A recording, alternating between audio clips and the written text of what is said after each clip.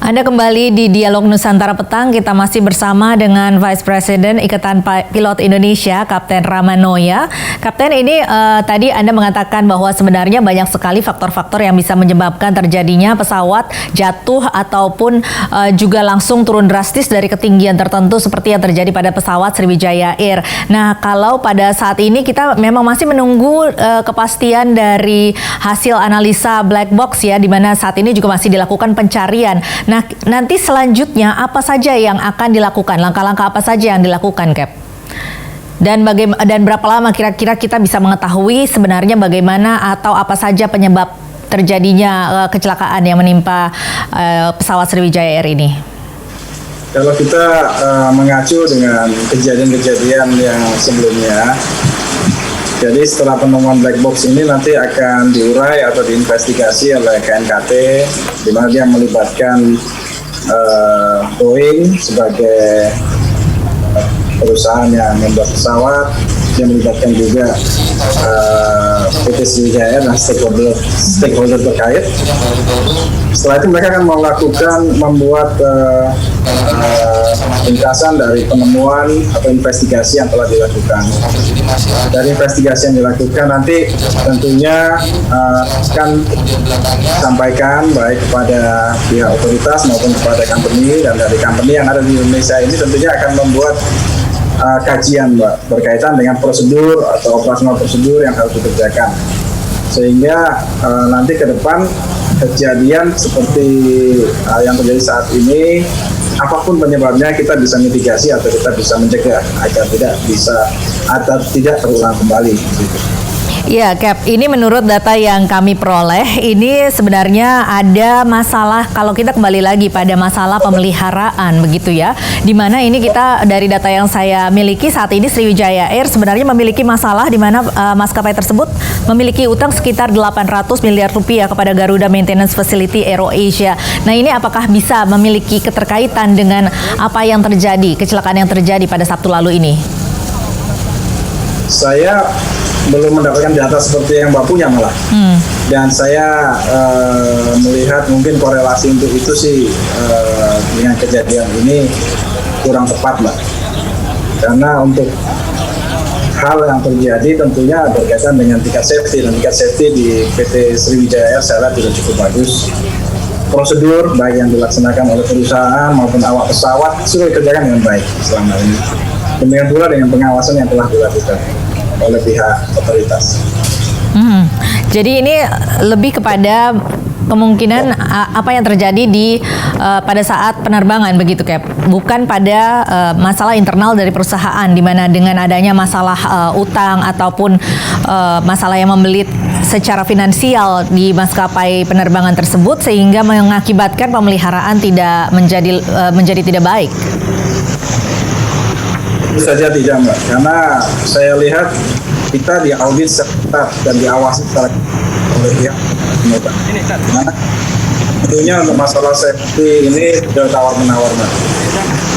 Kita dilakukan dengan sangat baik pada pesawat maupun pada awak pesawat, dan saya lihat PT Sriwijaya sudah memenuhi kriteria-kriteria maupun audit safety yang telah dilaksanakan. Bagaimana Anda melihat Dinas Kelaikan Udara Kemenhub melakukan cek and recheck setiap pesawat yang dimiliki maskapai dalam hal perawatan? Maaf, Mbak, hilang lagi suaranya, bagaimana? Iya, bagaimana Anda melihat Dinas Kelaikan Udara Kementerian Perhubungan ini melakukan cek dan recheck setiap pesawat yang dimiliki maskapai dalam hal perawatan, Cap? Saya melihat bahwa pengawasan ataupun pemeriksaan dari Departemen Perhubungan sudah dilaksanakan dengan cukup baik, Pak.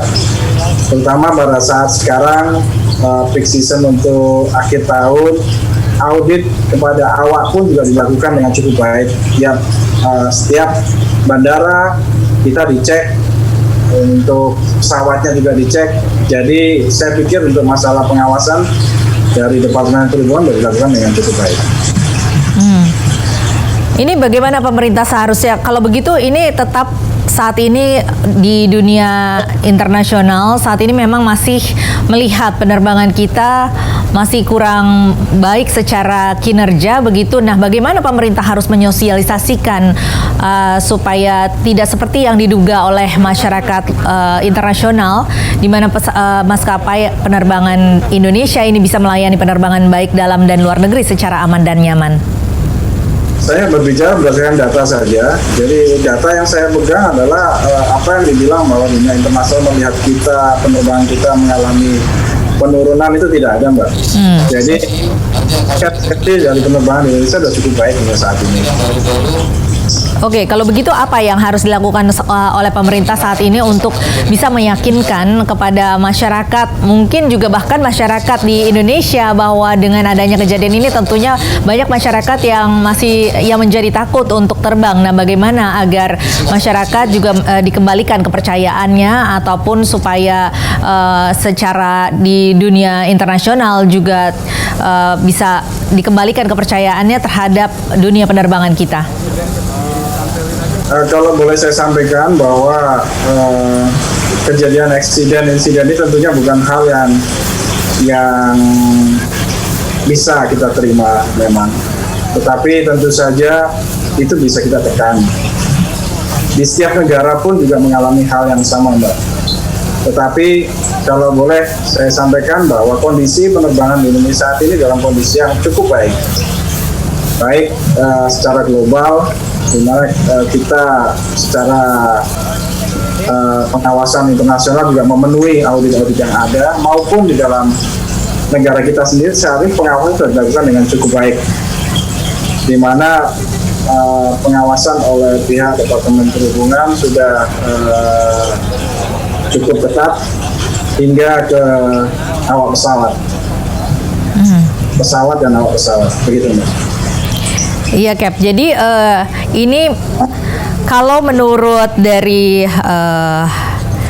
informasi bahwa kalau pesawat ini ini kan sebenarnya dengan adanya pandemi ini memang dunia penerbangan kita sempat mengalami sedikit mati suri begitu ya, Cap, di mana tidak banyak juga penerbangan yang terjadi, dan juga ada kemungkinan di mana ini dikatakan bahwa jika pesawat terparkir cukup lama ini bisa menyebabkan korosi. Sementara Kapten sendiri mengatakan tadi Sriwijaya Air saat ini masih cukup bisa beroperasi dengan baik. Nah, ini bagaimana dengan adanya dugaan-dugaan tersebut?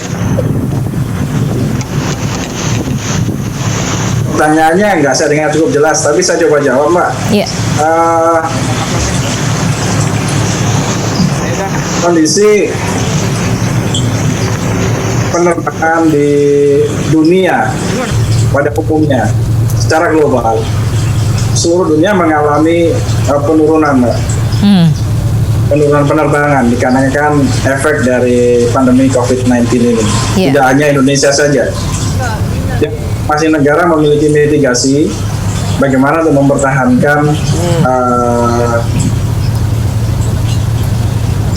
baik penerbangannya, baik secara ekonomikal maupun secara finansial. Dan saya lihat di Indonesia saat ini survive cukup baik kalau dibandingkan saya lihat di negara lain, Mbak.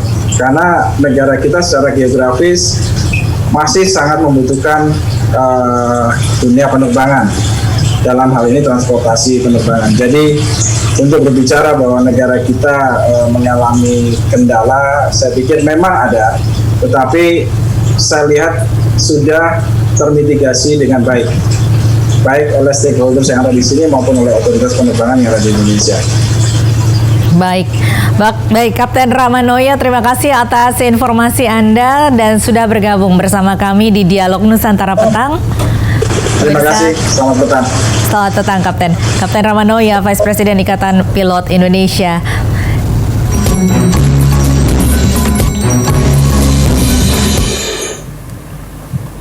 Dan pemirsa, tetaplah bersama kami, informasi dari mancanegara masih akan kami hadirkan usai jeda berikut ini.